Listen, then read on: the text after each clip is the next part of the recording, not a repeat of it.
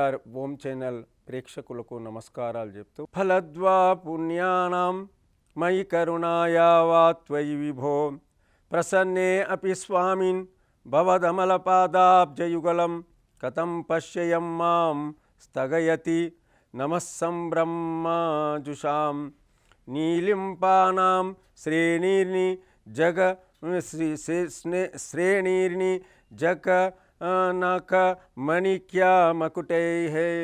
చాలా విషయమైనటువంటిది, చాలా గొప్పదైనటువంటి జగద్గురు శంకరాచార్యులు చెప్పినటువంటిది. ఫలద్వా పుణ్యానాం మయి కరుణాయావా త్వయ విభో.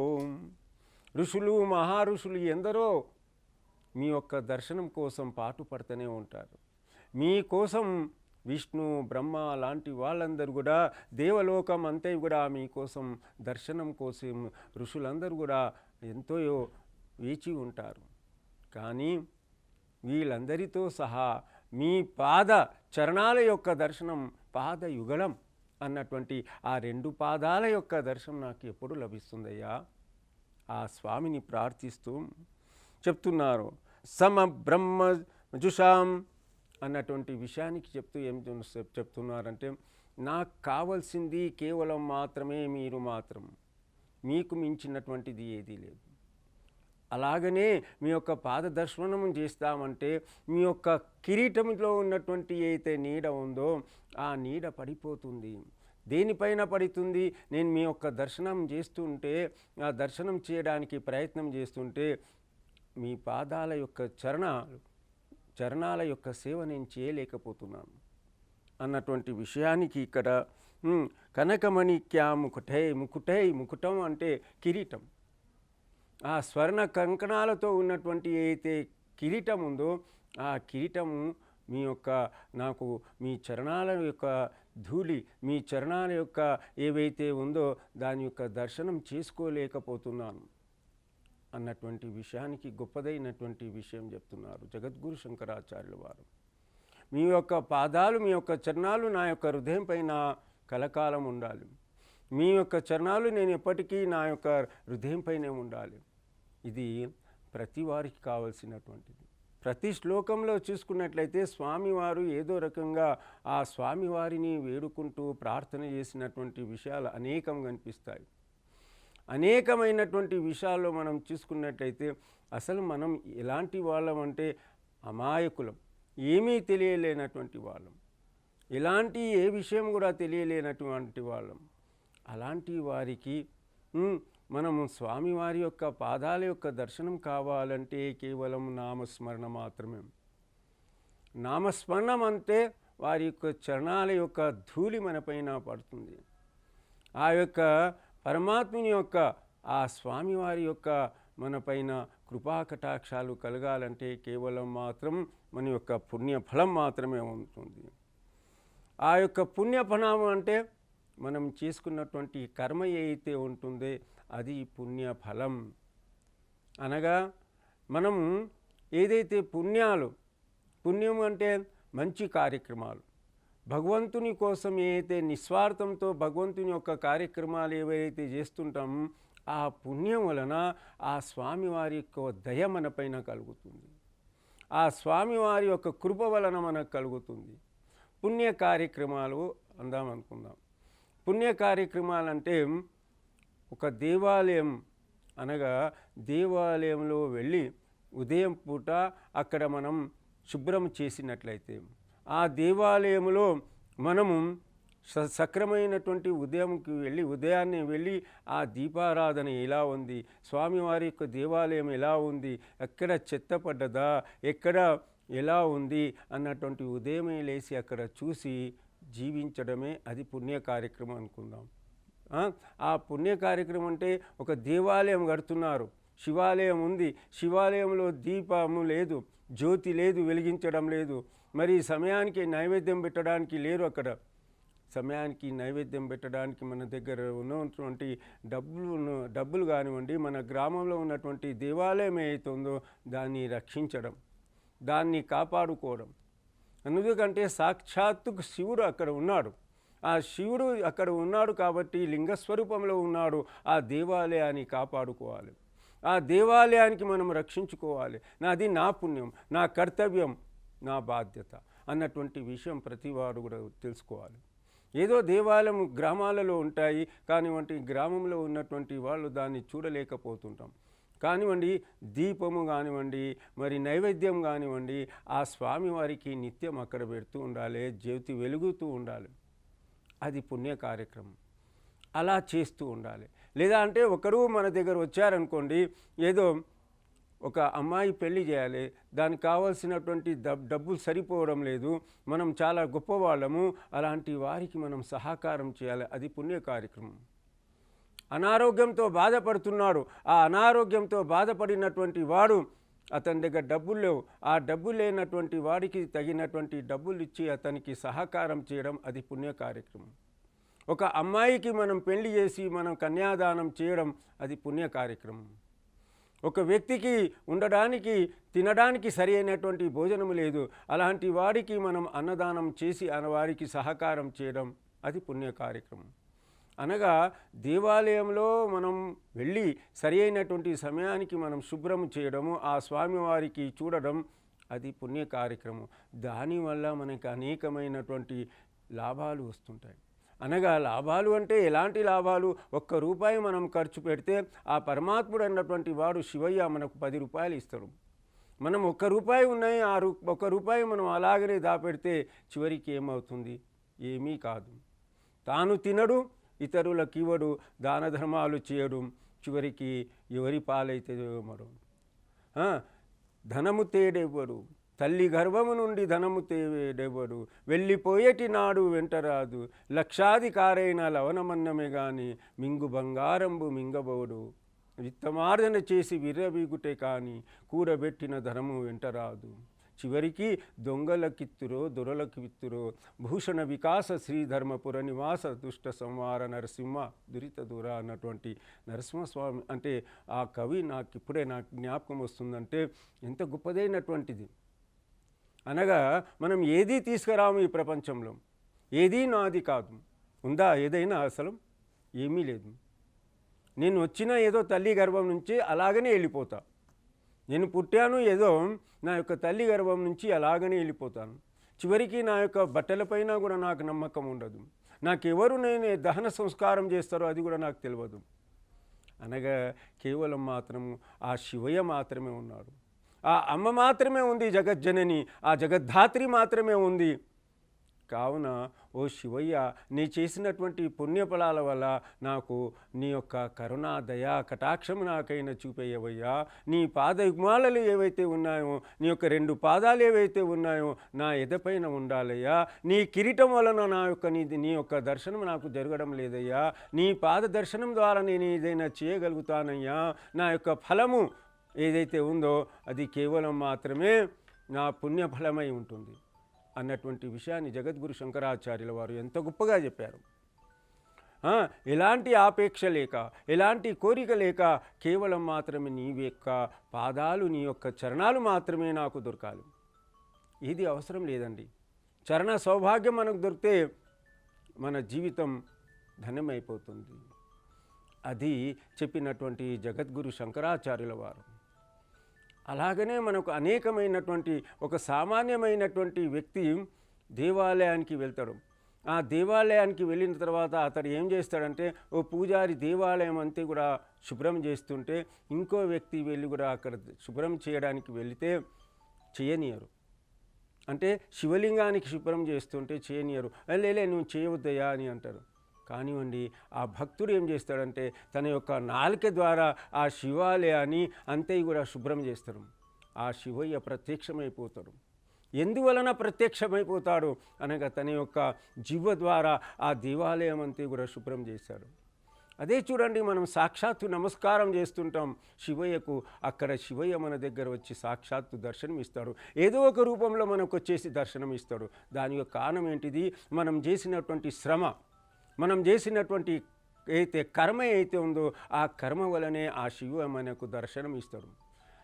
మనం చేసినటువంటి పుణ్యఫలాలు ఏవైతే ఉంటాయో ఆ పుణ్యఫలాల వలనే మనకు ఆ స్వామివారి యొక్క దర్శనం వస్తుంది. ఇక్కడ ఏం చెప్తున్నారు? నీ కిరీటం నాకు అడ్డం వచ్చేసింది. ఆ కిరీటం ద్వారా నీ యొక్క పాద దర్శనం నాకు జరగడం లేదు. ఆ కిరీటం ఏదైతే ఉందో దాని ద్వారా నాకు అడ్డం వచ్చేసి నీ యొక్క పాద దర్శనం కావాలి. అందుకే వెంకటేశ్వర స్వామి దేవాలయానికి వెళ్ళినా, ఎక్కడ వెళ్ళినా స్వామివారి యొక్క పాదాలు ఉంటాయి, చరణాలు ఉంటాయి. ఆ చరణాలకు నమస్కారం చేయాలి. ఆ చరణాల ద్వారా మనకు లభించినటువంటి ఏదైతే ఉందో అది తప్పకుండా లభిస్తుంది. ఇది చెప్తుందన్నమాట ఇక్కడ శాస్త్రం. పదద్వయం అంటే రెండు పాదాలు మనకు తప్పకుండా స్వామివారి కృపాకటాక్షాలు లభిస్తాయి. అంతేకాదండి, షడగోపురం మనకు దేవాలయాల్లో మనకు షటగోపురం పెడుతూ ఉంటారు. దాని యొక్క వెనుక ఉన్నటువంటి రహస్యం ఏంటిది? ఆ 2 చరణాలు, ఆ యొక్క పవిత్రమైనటువంటి చరణాలు, చరణాలు, ఆ పాదాలు పవిత్రమైనటువంటి పాదాలు మన యొక్క శిరస్సుపై అన్నటువంటి షటగోపం అన్నటువంటి పూజ చేస్తాం. అనక శివాలయంలో కానివ్వండి, అయితే దేవాలయాల్లో కానివ్వండి, కేవలం అక్కడ వెళ్ళిన తర్వాత ఆ షటగోపురం పైన ఉన్నటువంటి స్వామివారి యొక్క చరణాలు మనకు శిరస్సుపై పెడతారు. దీనికి కారణం ఏంటి అంటే, ఆ స్వామివారి యొక్క చరణాలు ఏవైతే ఉన్నాయో అవి నా శిరస్సు ఆవహిస్తాను. ఇది ఎక్కడైనా కానివ్వండి, ఏ దేవాలయం వెళ్ళినా కానివ్వండి, దాని యొక్క రహస్యం ఇది.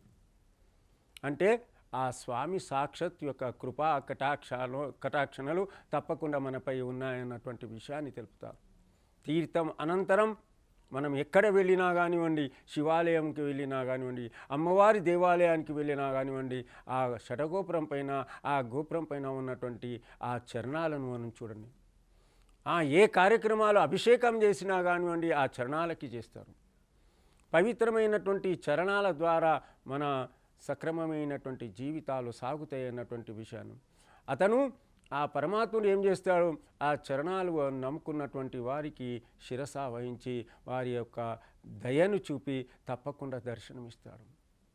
మీరు చూడండి, ఒకవేళ మనం ధ్యానం చేయాలన్నా కానివ్వండి, ఏదైనా చేయాలన్నా కానివ్వండి, స్వామివారి యొక్క పాదాలను ముందుగా దర్శించాలి. ఆ కింది నుంచి పైకి వెంకటేశ్వర స్వామివారి యొక్క దర్శనం చేసుకోవాలన్నా కానీ స్వామివారి యొక్క పాదాల నుంచి ఆ దర్శనం చేసుకుంటూ పైన స్వామివారు ఎంత బాగున్నారబ్బా, ఆ చిరునవ్వుతో ఆ స్వామివారు నాలోనే ఉన్నారు, నా వద్దనే ఉన్నారు అన్నటువంటి విశ్వాసం తెలుసుకోవాలి. అదే చెప్తున్నారు జగద్గురు శంకరాచార్యుల వారు.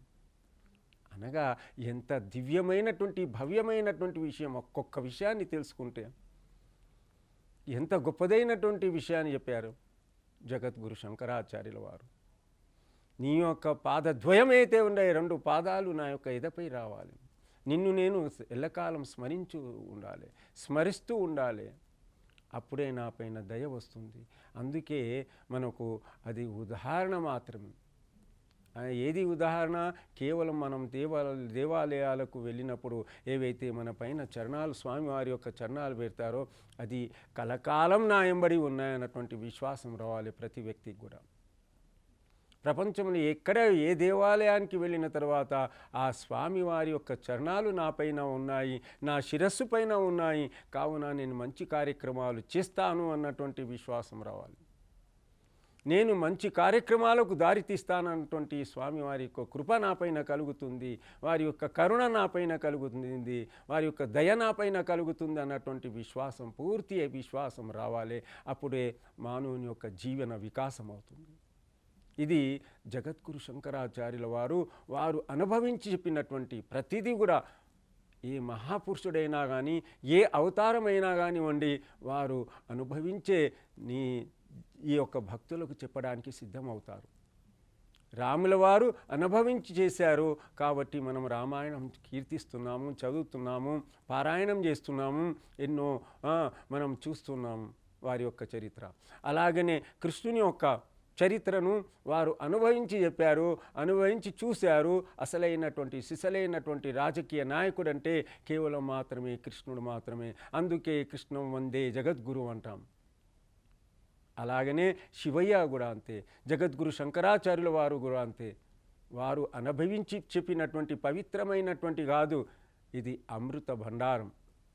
అయితే శివానంద హరి అన్నటువంటి దానికి మనం ఎప్పుడైతే ఒక్క శ్లోకం ఎందుకు కాదు మనం పారాయణం చేసినటువంటిది ఆనందాల హరి, ఇది ఆనందల లహరి. అనగా ఆనందం వస్తుంది. ఎలాంటి ఆనందం అంటే, ఓ శివా, ఓ పరమాత్మ, ఓ భోలాశంకర, ఓ శివశంకర, ఓ పశుపతినాథ, రావయ్యా, నీ యొక్క పాదాలను నాకు దర్శనం ఇవ్వవయ్యా, ఓ శివయ్య, నీ కిరీటం అక్కడ అడ్డం వస్తుందయ్యా, నన్ను కాపాడవయ్యా అన్నటువంటి విషయం చాలా గొప్పదైనటువంటిది. ఆ శివయ్యను ప్రార్థన చేసినటువంటి నీ యొక్క కథ వలన, నీ యొక్క కథలు అంటే పవిత్రమైనటువంటి ఏవైతే కథలు ఉన్నాయో ఆ కథల వలన కూడా మనకు అనేకమైనటువంటి విషయాలు వస్తూ ఉంటాయి, తెలుసుకుంటూ ఉంటాము. మనం తప్పకుండా వారి యొక్క చరణాల్లో మనం ప్రయత్నం చేస్తూనే ఉండాలి. అందుకే మాణిక్యమైనటువంటిది, మాణిక్యాలతో కూడినటువంటిది అయితే ఉందో నీ కిరీటం. ఆ కిరీటం ఏమైపోయింది? స్వామివారి యొక్క పాదాలను దర్శనం చేయడానికి నీడగా వచ్చేస్తుంది. అనగా ఆ స్వామివారు అసలు కేవలం మాత్రం జటాధారను, పైన ఉన్నటువంటి జటలను, జట పైనటువంటి గంగాధారను ప్రవహించినటువంటి పవిత్రమైనటువంటి ఏదైతే రూపం ఉందో స్వామివారిది. అందుకే స్వామివారి యొక్క గొప్పదైనటువంటి అంశం అనేకమైనటువంటి శివపురాణం కానివ్వండి, శివానందలహరి కానివ్వండి, ఏదైతే ఉందో గొప్పదైనటువంటి అమృత భాండారాలు. శివానందలహరి కూడా ఏంటి అంటే, ఎలాంటి రోగమున్నా కానీ తగ్గిపోవడానికి పవిత్రమైనటువంటి 100 శ్లోకాలతో ఉన్నటువంటి మహాగ్రంథమే అయితే ఉందో శివానందలహరి. అనగా జగద్గురు శంకరాచార్యుల వారు సాక్షాత్తు రచించినటువంటిది, సాక్షాత్తు వారు అనుభవించి మనకిచ్చినటువంటి భిక్ష. ఈనాటి కాలానికి ప్రతి వ్యక్తికి ఇచ్చినటువంటి అయితే భిక్ష ఉందో శివానందలహరి, దీనికన్నా మించినటువంటిది లేనేలేదు.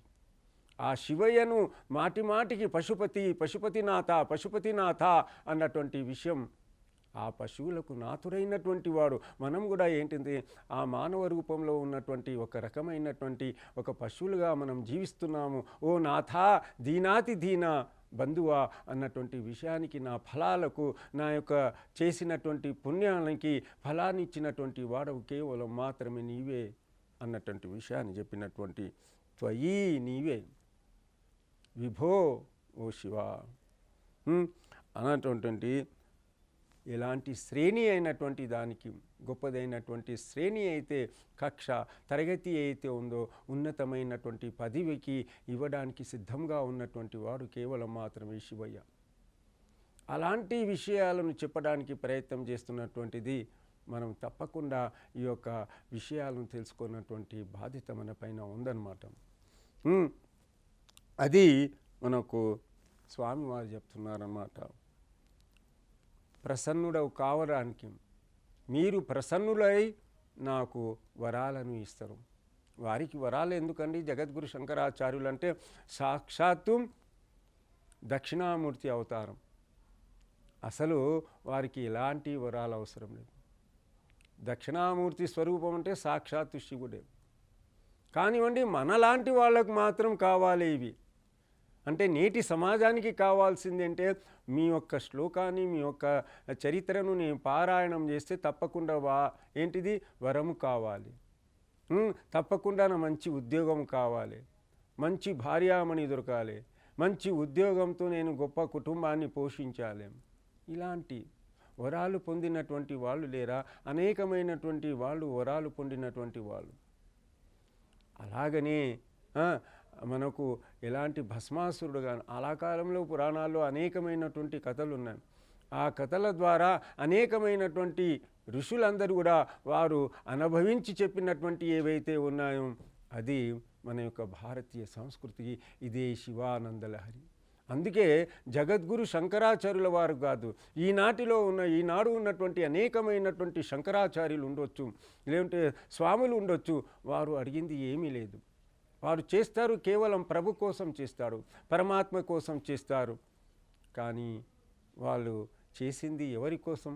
మన కోసం, అనగా ఈ సృష్టి కోసం, అనగా మన భారతీయ సంస్కృతి కోసం, అనగా ఈ విశ్వం కోసం, ఈ సనాతన ధర్మం కోసం, ఈ మానవ కోసం, ఈ మానవ లోకం కోసం చేస్తారు. ఏదైనా కానివ్వండి, గొప్ప యజ్ఞాలు చేస్తున్నారు. ఆ యజ్ఞం ద్వారా కొద్దిగా వచ్చినటువంటి ఫలితం ఏంటిది? వారికే ఒక్కరికే దొక్కుతుందా? కాదు. ఈ యజ్ఞం జరిగినటువంటి ఏదైతే ప్రాంతం ఉంటుందో ఆ ప్రాంతం అంతే కూడా ప్రభావం అవుతుంది. ఆ ప్రాంతం అంతే కూడా సుఖమయం అవుతుంది. ఆ ప్రాంతంలో మంచి వర్షాలు వస్తాయి. ఆ ప్రాంతంలో మంచిగా పాడి పంటలు పండుతాయి.